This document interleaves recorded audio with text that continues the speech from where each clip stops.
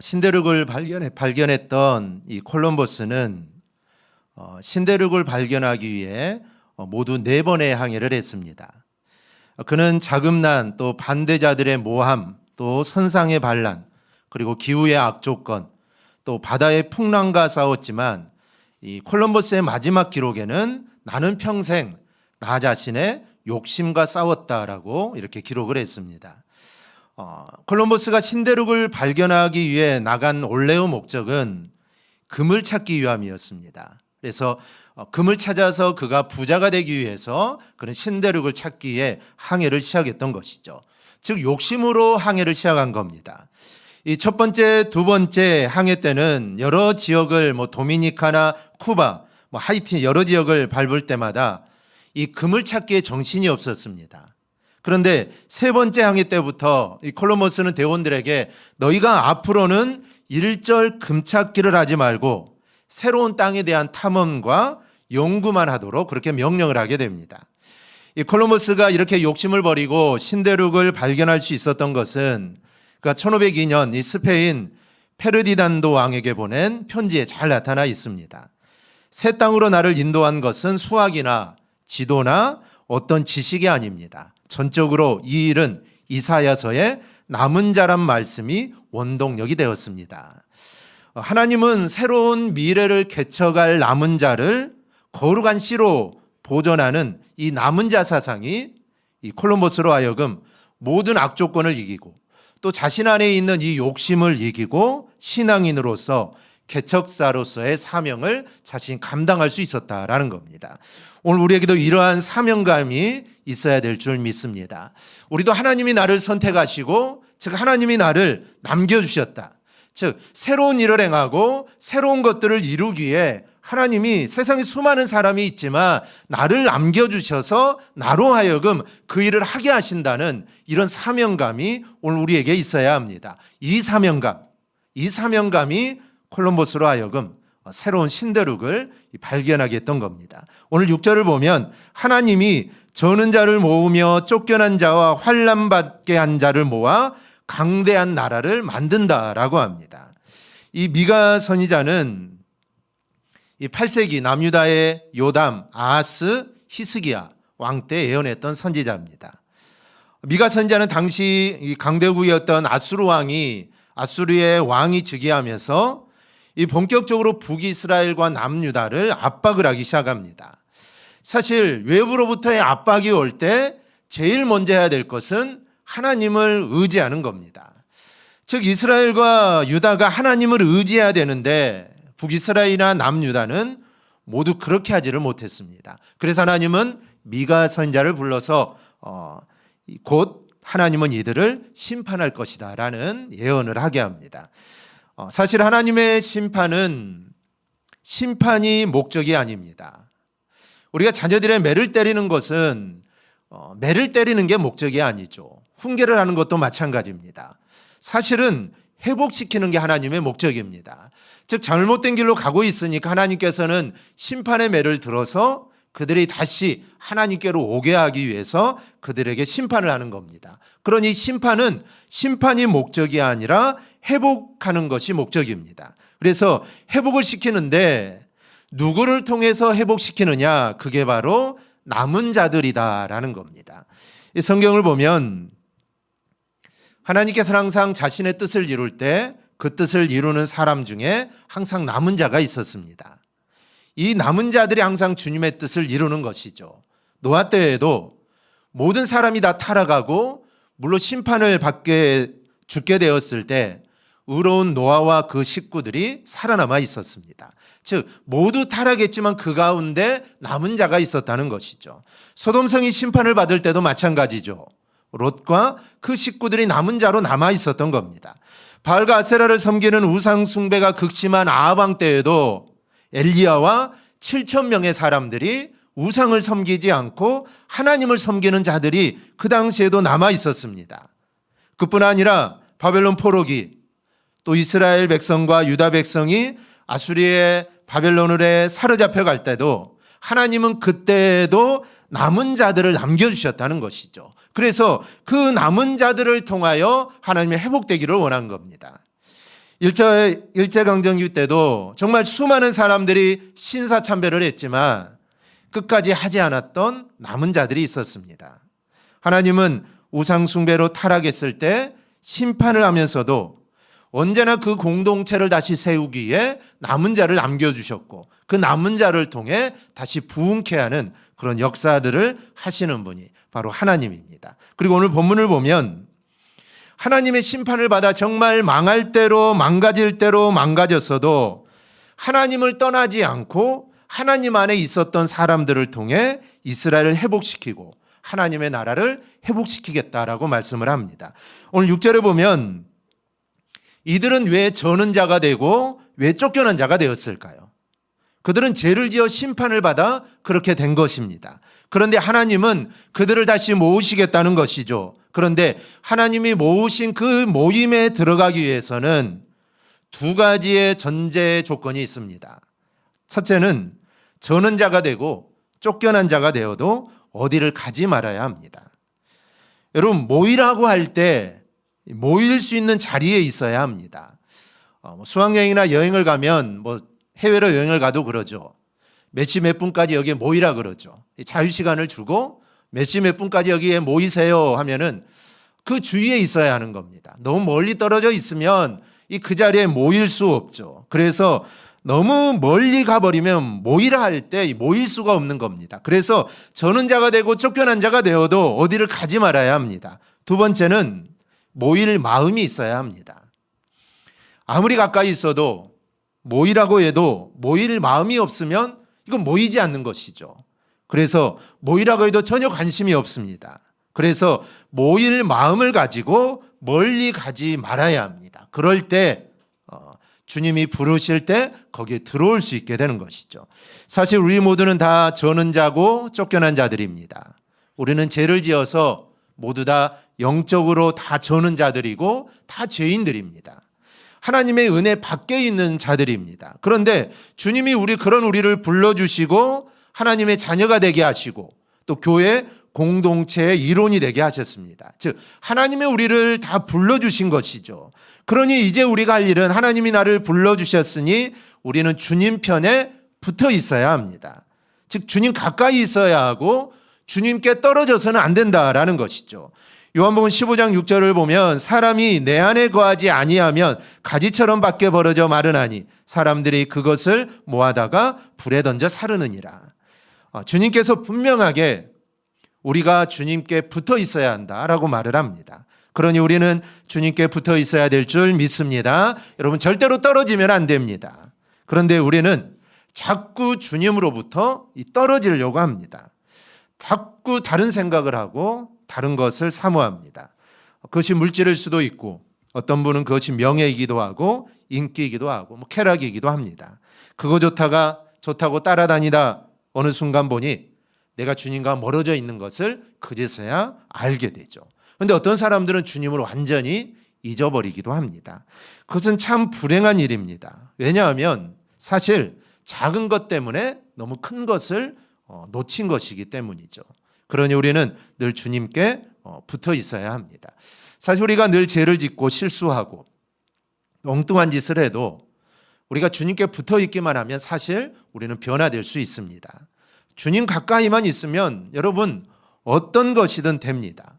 주님께서 모아주셔서 우리를 변화시켜 주시기 때문입니다. 그러니 우리는 누가 뭐래도 늘 주님께 붙어 있기를 바랍니다. 오늘 7절을 보면 발을 저는 자는 남은 자가 되게 하시고 멀리 쫓겨나는 자들은 강한 나라가 되게 하신다라고 합니다.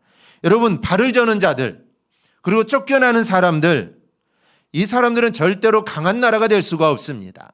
군인은 건강해야 되고 실력도 좋아야 되죠. 근데 다리를 절고 몸도 아프고 만약에 팔도 없고 이런 사람들은 아무리 많이 모아놓는다고 해도 이거는 강한 나라가 절대로 될 수 없습니다. 발을 저는데 어떻게 강한 존재가 되고 쫓겨났던 사람이 어떻게 강한 나라를 이룰 수 있겠습니까? 그런데 하나님은 이들이 강한 나라를 이룬다는 것이죠. 이것은 하나님이 하시니까 이 모든 일들이 여러분 가능한 것입니다. 스가랴 4장 6절 우리 함께 보겠습니다. 그가 내게 대답하여 이르되 여호와께서 스룹바벨에게 하신 말씀이 이러하니라. 만군의 여호와께서 말씀하시되 이는 힘으로 되지 아니하고 능력으로 되지 아니하고 오직 나의 영으로 되느니라. 아멘. 사람으로는 할 수 없지만 하나님이 하시니 되는 것입니다. 이 스룹바벨은 이 바벨론이 2차 유다를 침공했을 때 끌려간 유다 19대 왕 요야긴의 손자입니다. 즉 스룹바벨은 왕족이라고 할 수가 있죠. 그런 바벨론 포로지에서 태어난 사람입니다. 그래서 이제 고레스 왕이 모든 민족들의 해방을 시켜주죠. 그래서 너희는 고향으로 돌아가서 너희 신을 섬기라고 이 고레스 왕의 칙령으로 모든 속국들을 풀어줍니다. 이때 스룹바벨이 선민들을 이끌고 예루살렘으로 귀환을 하게 되고 이 바사 제국이 임명한 유대의 총독으로 유대를 대리 통치하는 인물입니다. 이 스룹바벨은 그 당시 여호수아와 더불어 제2의 성전 재건 작업에 한창입니다. 그런데 하나님은 이 스룹바벨을 향하여 이는 힘으로 되지 아니하고 능력으로 되지 아니하고 오직 나의 영으로 된다라고 말을 합니다. 여기에서 이는 성전 재건을 말합니다. 즉 성전을 재건하는 일은 사람의 힘이나 사람의 능력이나 사람의 것으로 되지 않고 오직 만군의 하나님의 영으로만 되는 일이다라는 것을 하나님이 스룹바벨에게 이야기를 합니다. 그런데 왜 성전 재건 사업이 하나님의 영으로만 가능할까요? 그 당시 보면은 몇몇 권세자들에 의해 막 도시가 건설되고 운하가 건설되고 정말 불가사의하다 할 대건축물들이 그 당시 세워지기도 했습니다. 그런 건축물에 비하면 성전은 너무나도 초라하고 너무나도 보잘것없는 건물입니다. 그런데 왜 성전 건축이 인간의 재능과 힘만으로는 불가능하다고 할까요?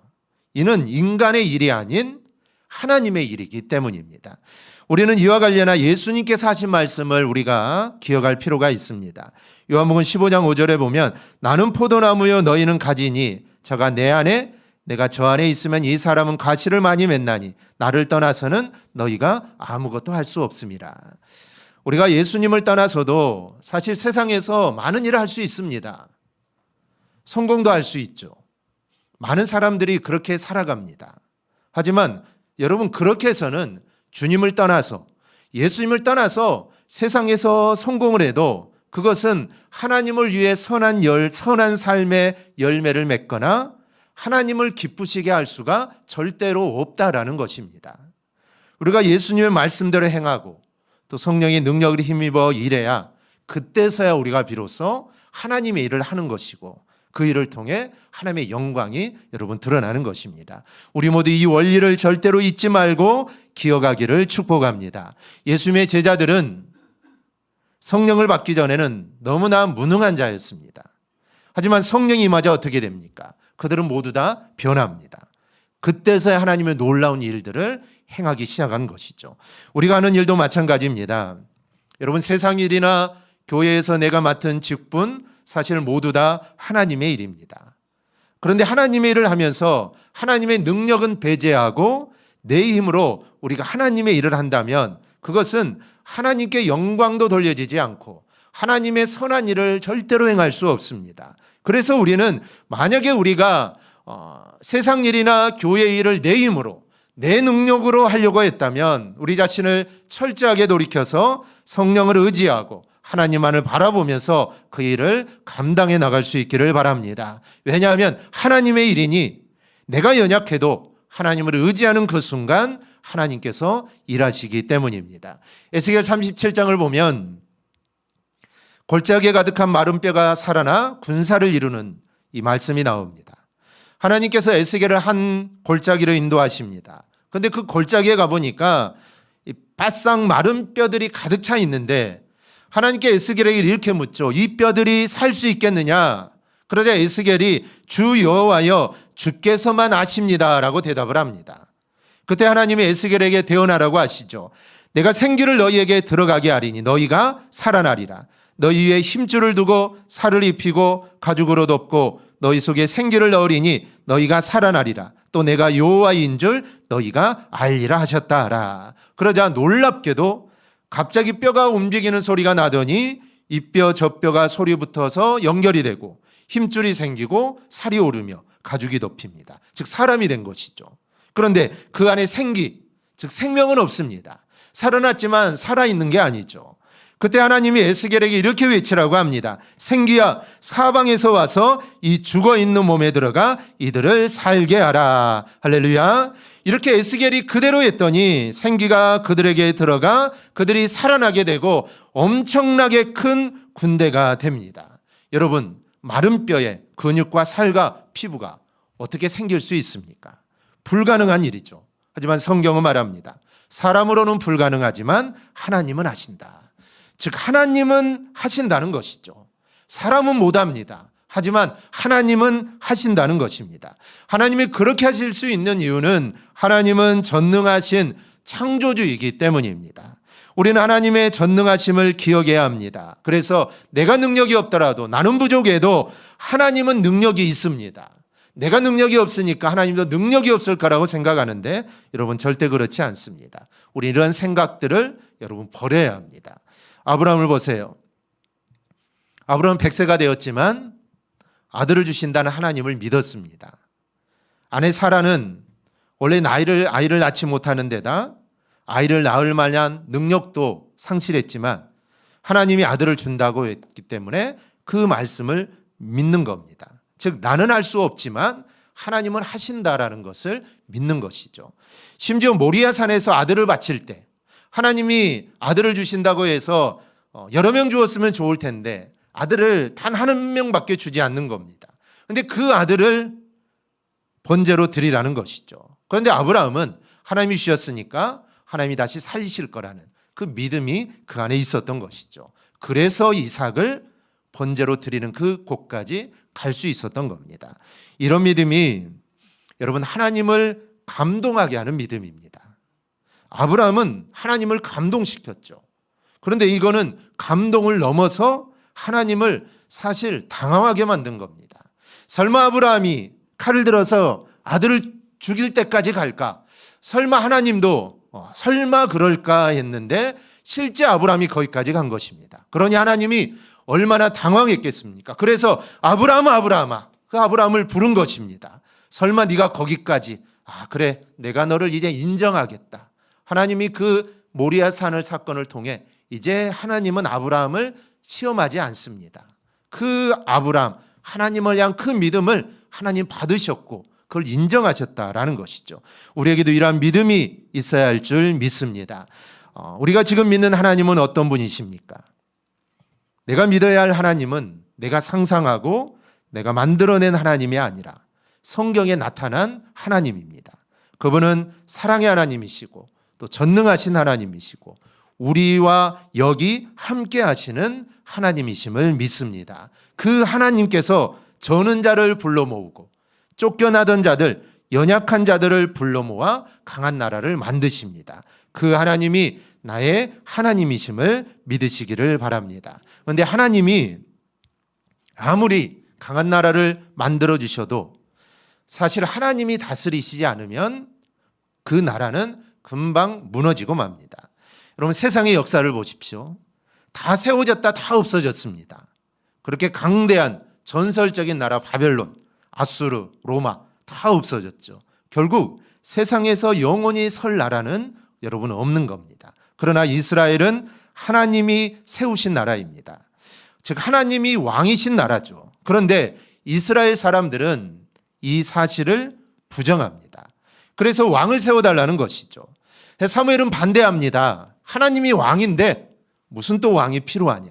그런데 하나님은 그들의 말대로 하라고 하시면서 이렇게 말씀하십니다.